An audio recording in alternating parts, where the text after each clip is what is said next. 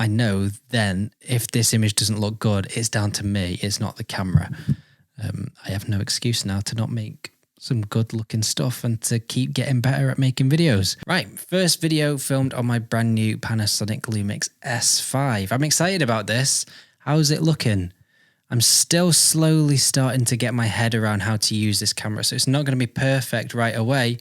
I'm still going to be learning for a long time how to use this camera properly, but I think for now, this looks okay. Is the autofocus keeping track of me all right? So this video pretty much is just me getting used to filming with this camera because I'm completely new to the Lumix system. I've never used a Lumix camera before, so I'm just getting my head around how to use it, and I will overlay it with some footage I've been out and filmed recently over the last couple of days as well. The Lumix S5 was released back in 2020, so just over 2 years ago.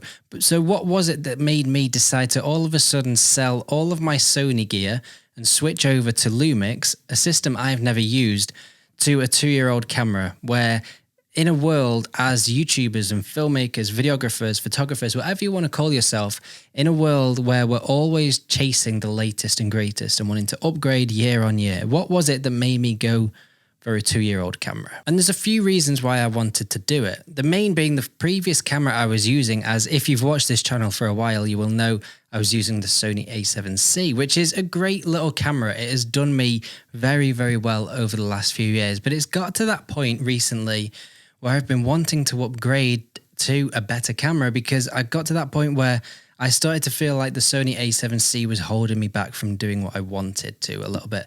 And granted, it's not all about the specs, but the Sony A7C is slightly limited. It only records 8-bit color, which in 2022 is a bit of a step backwards. It only records 4K 30. You can't go up to 60. I'd ideally like to be able to record in 50 or 60 frames a second in 4K. Even if it does have a crop. The display on the Sony A7C wasn't a touchscreen, which again just felt a little bit dated. And not to mention the display itself was terrible. The images looked dreadful on the back of the display on the Sony A7C. So I had been looking at upgrading my camera for quite a while, and I was typically looking at the usual Sony A7 IV and A7S III. But as good as these cameras are, and you cannot knock how good they are, I just couldn't justify spending that amount of money on a camera, because the other camera that kept popping up as I was looking at upgrading was the Panasonic Lumix S5. And this has specs that are similar, although there are differences, to the Sony A7 IV at a fraction of the price. The only thing that was stopping me from upgrading to the S5 was the fact that I had already invested so much into the Sony system. I had Sony lenses, everything I had was for my Sony camera, and therefore I thought I'm just gonna have to sell all of that so I can invest into the new Lumix system. And that I didn't really want to do that because I didn't want to learn how to use a new system completely. However, the Lumix S5 has 10-bit color, dual native ISO, dual card slots, Vlog. Some of the best colors you can get out of a camera when you're making videos come from the Lumix S5. It compares itself with the Sony FX3. That's how good the image quality is coming from this camera, and people absolutely rave about it. And the cost is so cheap compared to those higher end cameras. It seems like an absolute steal. So I came across this deal on Wex, where I could get the camera and 3 lenses, a 20-60 kit lens, a 50mm 1.8, an 85 1.8, all for 1,500 quid, which was the same price that I could trade in all of my Sony gear for. Bear in mind, for those specs on the Sony A7 IV, granted it has a 33 megapixel sensor instead of a 24 megapixel sensor, but it is 2,400 quid just for the body of the Sony A7 IV. I managed to get the body and 3 lenses for 1,500 quid, which is $1,000 cheaper.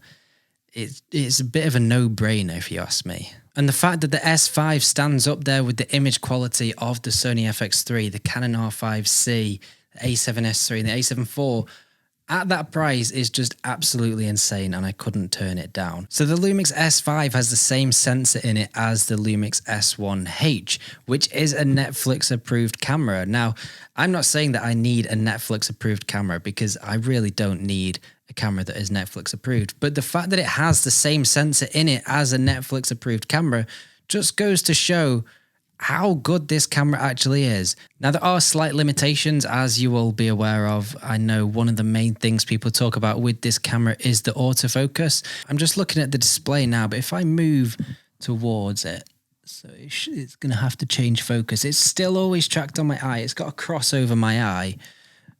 Yes, it's a slower autofocus system. It's not going to be up to the same level as the Sonys and the Canons, but you're paying so much less than you are for those cameras. This is a perfectly usable autofocus system. I don't think it's as bad as people say it is. Yes, it's slower, but it is perfectly usable. Now, there is rumours of a brand new S5 Mark II coming out at the start of 2023 with a new autofocus system. That, again, will just take this camera to the next level. And Sony and Canon, I think, might have to start looking at what Lumix are doing, because this is just an incredible camera. It actually makes me a little bit sad that I didn't do it a long time ago, because I think it would have just helped elevate my videos back then rather than now. And this is the same price that I paid for the Sony a7C. It's just mind-boggling. I paid 1,600 quid for the body of the Sony a7C. It's insane.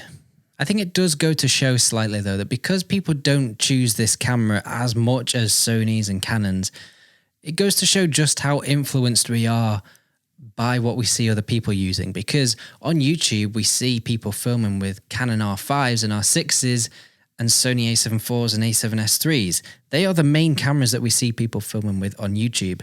The S5 is just as good as those, granted not in the same way as the autofocus, but image quality, it stands way up there with those cameras, yet less people seem to buy it. I find it mad. And I myself am guilty for that as well, because maybe that's why I've used Sony for the last few years, because I've seen other people using Sony gear, recommending Sony gear. So that's the stuff I naturally gravitated towards, whereas maybe I was looking in the wrong place for quite a while, because this is an impressive camera. I should have done it a long time ago.